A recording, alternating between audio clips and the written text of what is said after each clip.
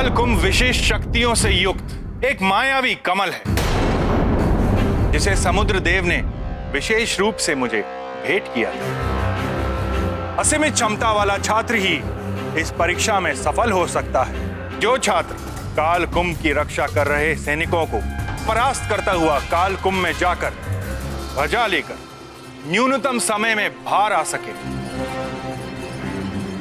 वही असीमित क्षमता वाला छात्र ही इस परीक्षा में सफल हो सकेगा। स्मरण रहे, काल कुंभ रूपी कमल की पंखुड़ियां कुछ ही समय के लिए खुलती हैं। यदि एक बार वो बंद हो गईं, तो कोई भी उनसे बाहर नहीं निकल पाएगा। अब भली भांति सोचकर बताइए कि क्या इस प्रतिस्पर्धा के लिए हनुमान एवं गव प्रस्तुत हैं? गुरुदेव, मैं किसी भी परीक्षा के लिए प्रस्तुत हूँ। मेरा पुत्र गौ भी स्पर्धा से पीछे नहीं हटेगा सूर्यदेव।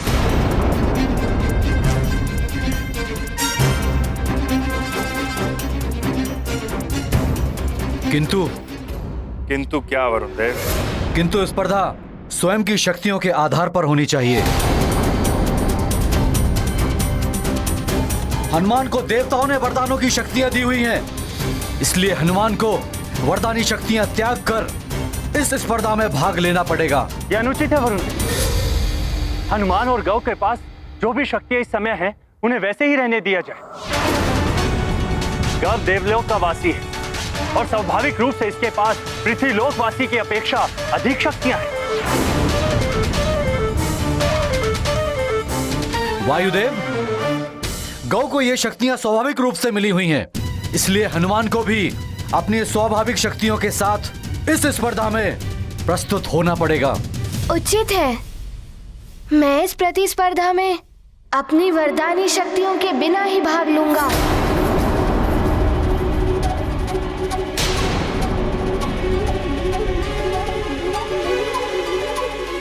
आज्ञा दें गुरुदेव। मैं समस्त देवी देवताओं को प्रणाम करते हुए ये शपथ लेता हूँ,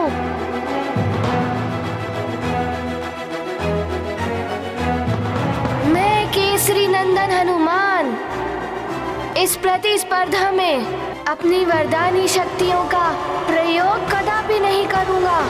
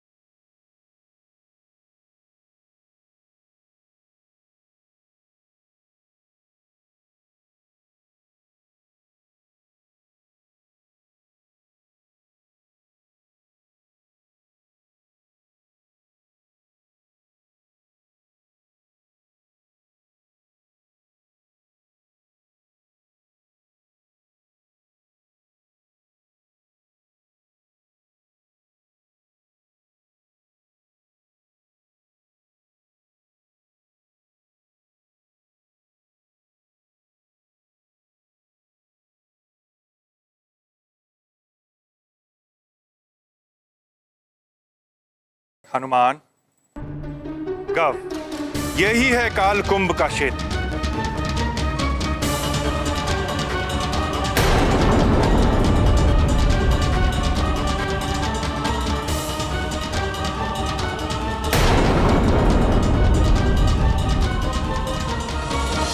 कितने अद्भुत हैं ये कालकुंभ।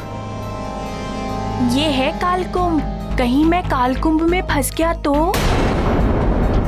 गव, हनुमान, देख रहे हो उन दोनों कालकुंभ में लहराती हुई ध्वजाएं?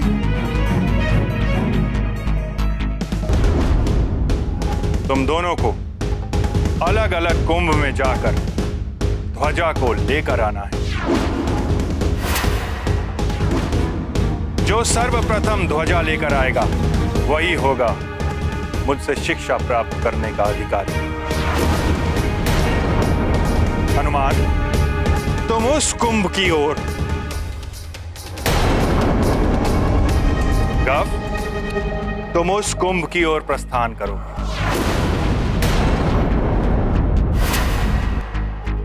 जो आज्ञा गुरुदेव। स्मरण रहे, काल कुंभ में प्रवेश करते ही उसके पटल बंद होना आरंभ हो जाएंगे। इसलिए समय रहते तुम्हें ध्वजा लेकर या बिना ध्वजा लिए ही काल कुंभ के बाहर निकलना हो।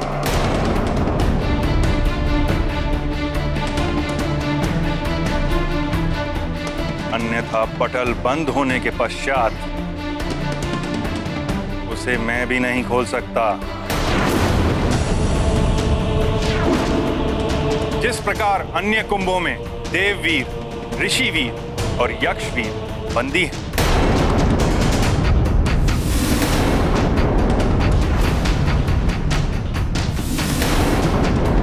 उसी प्रकार असफल होने पर तुम्हें भी कल्पांत तक कुंभ में बंदी रहना होगा।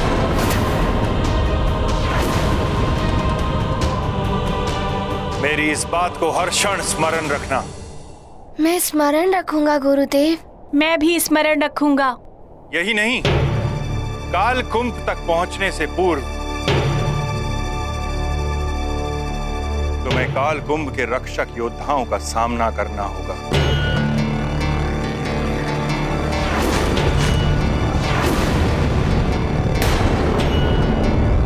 उनसे बचकर ही तुम काल कुंभ तक पहुंच पाओगे। इन योद्धाओं की विशेषता है कि ये कभी दिखाई देते हैं और कभी अदृश्य हो जाते हैं। इसलिए तुम दोनों को बहुत सावधान रहना होगा।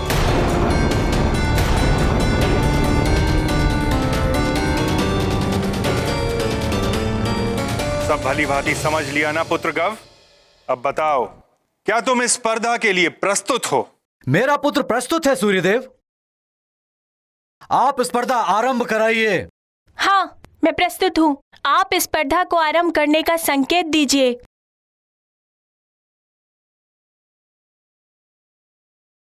प्रतिस्पर्धा के पूर्व मैं अपने गुरुदेव के चरणों में प्रणाम करता हूँ।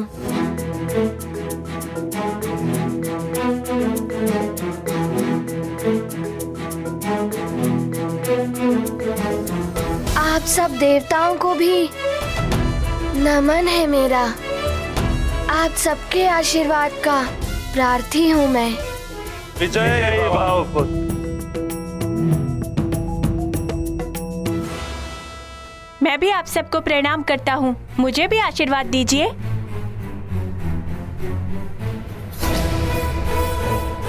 सफलता तुम्हें ही मिलेगी गौ। मेरा आशीर्वाद तुम्हारे साथ है।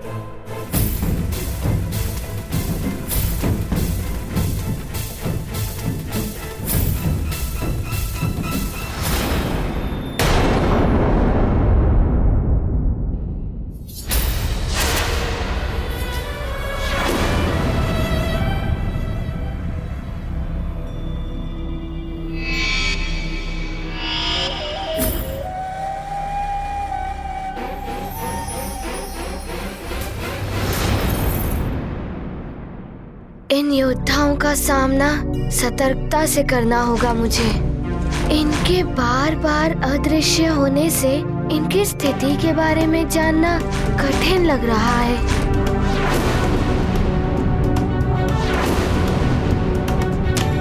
हनुमान,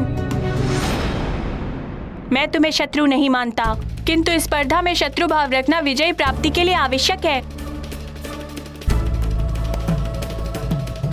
मुझे अपनी योग्यता सिद्ध करने के लिए मेरा लक्ष्य है वो ध्वज।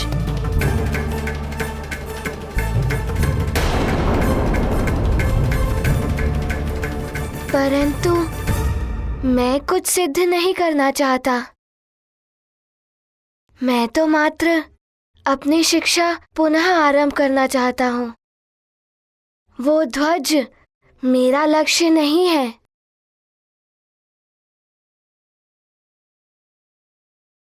गुरुदेव से शिक्षा प्राप्ति ही मेरा लक्ष्य है।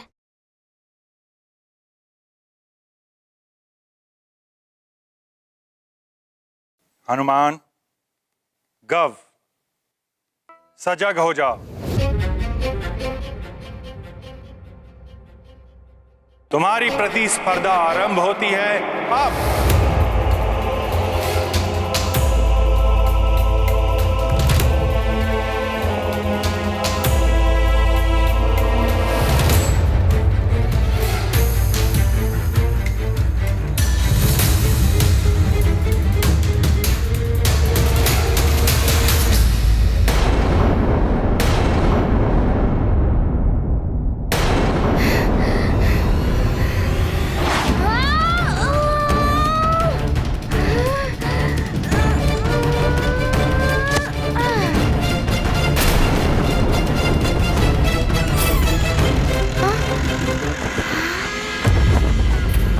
ये उस ओर क्यों जा रहा है हनुमान?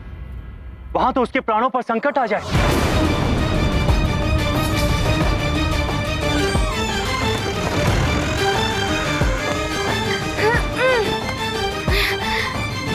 और कोई देवता भी वहां जाकर उसको नहीं बचा पाएगा।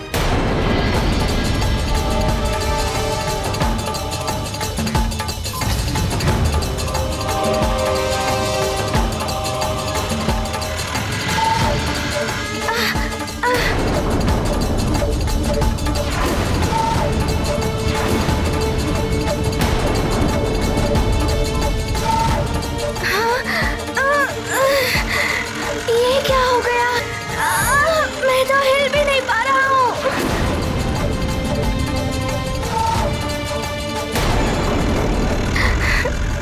हनुमान तो विकट परिस्थिति में उलझ कर रह गया है। परीक्षा में सफल होना तो दूर, ये यहाँ से निकल भी नहीं पाएगा। किसी से मिलन का इसके जीवन का उद्देश्य ही नहीं। इसका जीवन भी संकट में है अब।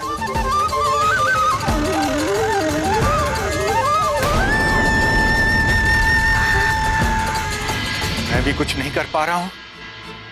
कैसे रक्षा करूं मैं तुम्हारी, हनुमान? ये क्या? ये तो मेरे समीप आ रहे हैं।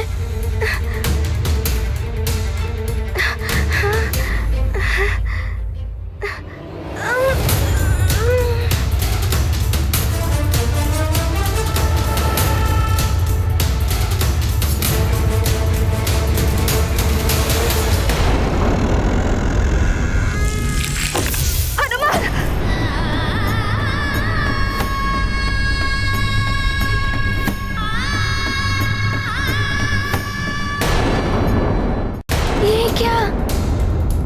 ये तो मेरे समीप आ रहे हैं।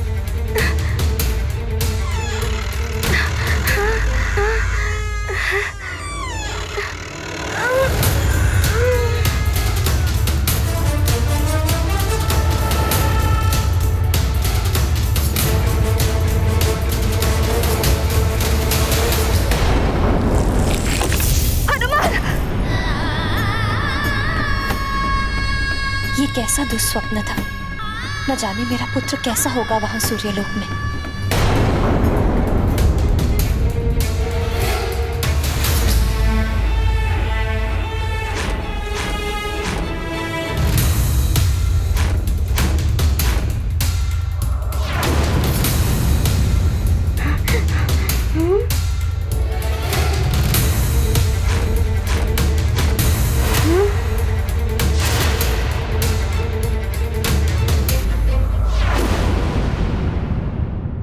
तुम्हें जो सामने पारदर्शी पंखड़ी दिखाई दे रही है,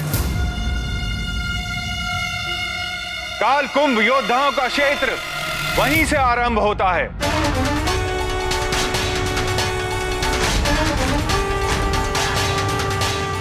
बड़ी सतर्कता से अपना एक एक पग आगे बढ़ाना पुत्रों।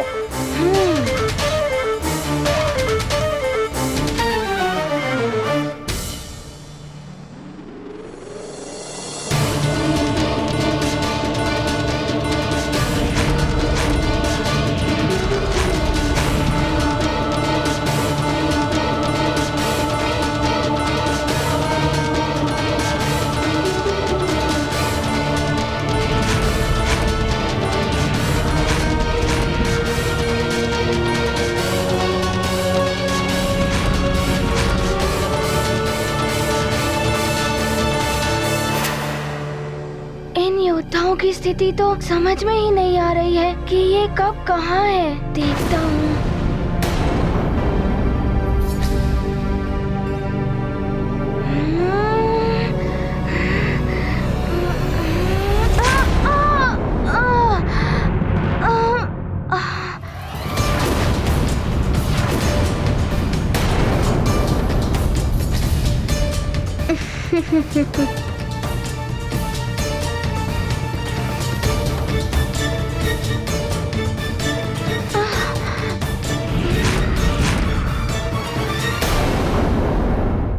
अंजना,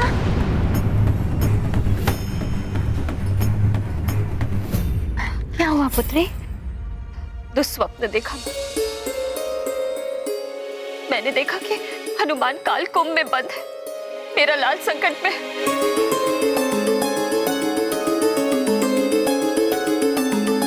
अंजना,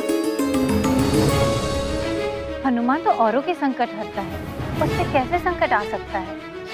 और वो तो सूर्यदेव से शिक्षा प्राप्त करने गया है ना? नहीं माँ, कुछ तो अनुचित हुआ है या होने वाला है मेरे हनुमान के साथ। तो किसी से ज्ञात कीजिए, कोई तो होगा जो हमें हनुमान की कुशलता के बारे में बता सके। मतंग ऋषि, वही दिव्य चक्षुओं से देखकर बता सकते हैं। तो अभी चलते हैं माँ। अभी नहीं पुत्री, केसी जी निरीक्षण के लिए सुमेरु के वन गए हुए हैं, उनके लौटते ही चलेंगे। नहीं माँ, मेरा मन बहुत व्याकुल हो रहा है, मैं और प्रतीक्षा नहीं कर सकती। जब तक मतंग ऋषि से हनुमान की कुशलता का समाचार नहीं मिल जाता, मेरे लिए एक क्षण भी बिताना कठिन होगा। हमें अभी ही चलना होगा। चलिए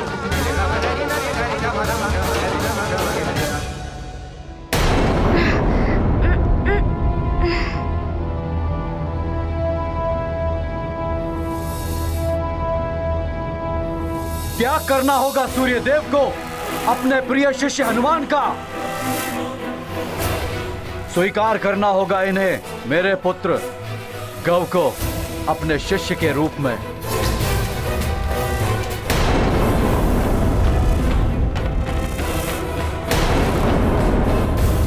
आज ये सबके समक्ष सिद्ध हो जाएगा कि मेरा पुत्र ही श्रेष्ठ एवं योग्य है।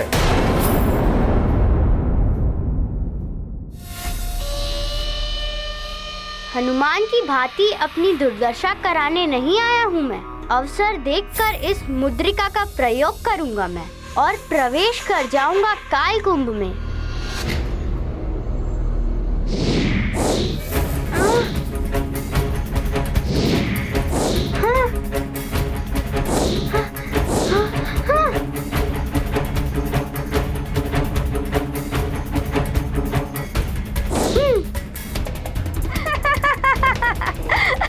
हनुमान जैसा वानर बुद्धि समझ के रखा है क्या मुझे? उत्तम गौ, अति उत्तम। देखा कितना चतुर है मेरा गौ, कैसे युक्ति के साथ आगे बढ़ रहा है। और वो हनुमान जिसने बुद्धिहीनों की भांति सीधे प्रवेश करना चाहा और कैसे उस पर वार हुआ और कैसे गिरा है वो।